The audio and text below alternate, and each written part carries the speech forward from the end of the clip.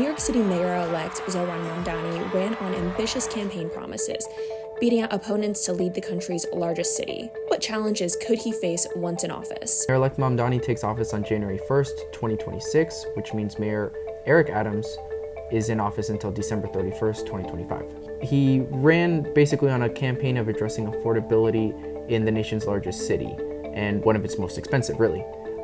So he promised to do so on a three-part platform, and we have number 1, universal childcare, number 2, fast and free buses, and number 3, a rent freeze on rent-stabilized units. How can he get this done? In short, for the first 2 proposals, universal childcare and free buses, those need to be paid for by tax increases, and that can only be done in the state legislature, in the state capitol, in Albany, and ultimately approved by Governor Kathy Hochul.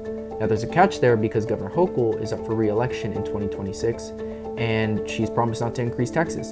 So that leaves us with the third proposal, which is the rent freeze. New York City has what's called a rent guidelines board, and they basically regulate rents on rent stabilized units, which tend to be these older units in New York City, and all of those members are approved by the mayor.